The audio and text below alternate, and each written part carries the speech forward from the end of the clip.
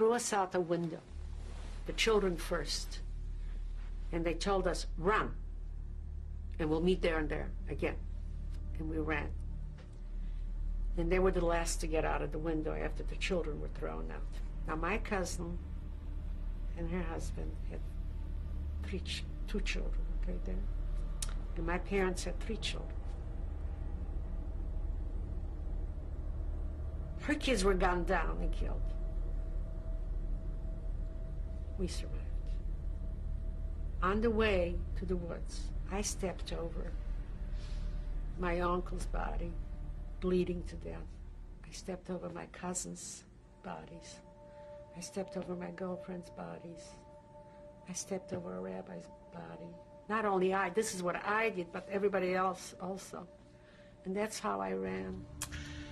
My father, we were working, we were taken out to town where we cleared out ruins that had been, of buildings that had been bombed. And my father got sick, and they took him to this dispensary.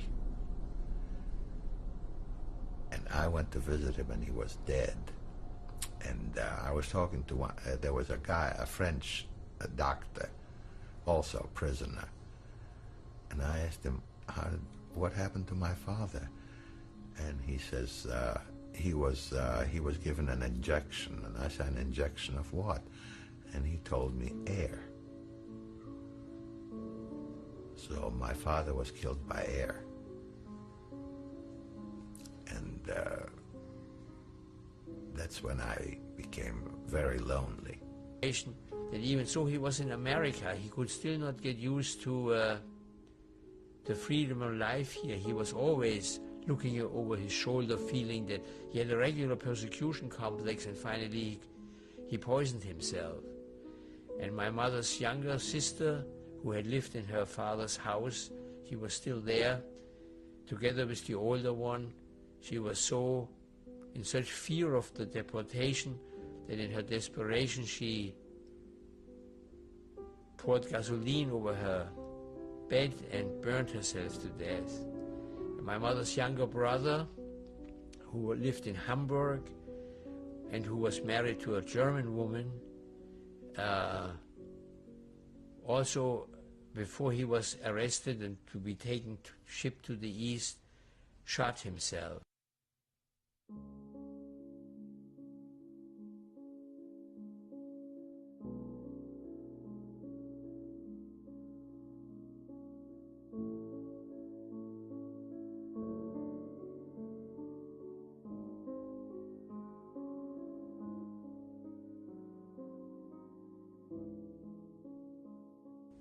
I'm just like acting. I can't explain it.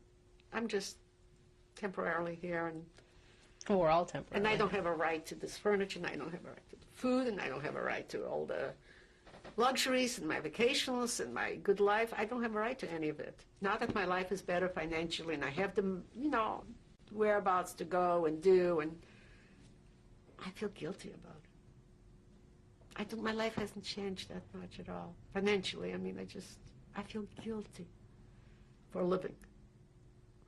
And when I think of my girlfriends and my cousins, one of my cousins came to the wall and we didn't let her in because we saw a German on the other side. And she turned around and she got killed. And I saw that with my own eyes. She's on the picture. How can I go on living and feel good about it? I live and I do whatever I have to, or whatever I want to do, but I don't feel good about it. I'm not happy. It's like my whole life is a stage or acting or my children. I do it for my family. It's something, it tears you apart day and night. You can't put it. You can't. How can I explain this to my kids? I don't want them to be upset either. I look at my grandchildren and God, I wonder if they'll be blessed with peace. I feel sorry for people who suffer. I do. It's It's a disease you can't get rid of. You have to live with it for the rest of your life.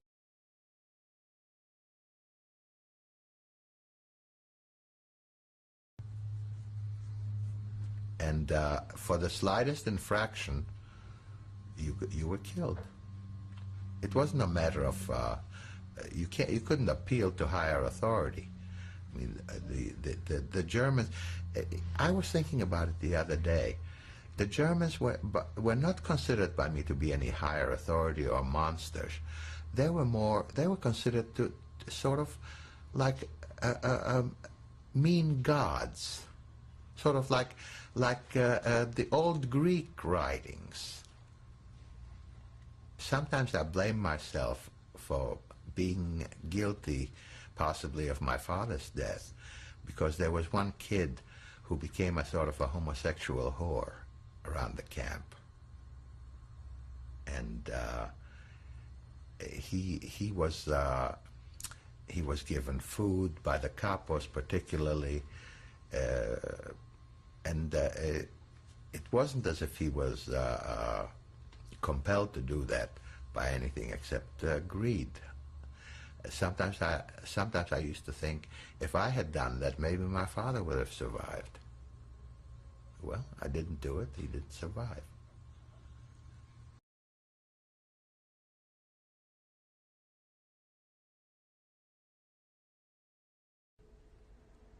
We try to live with it.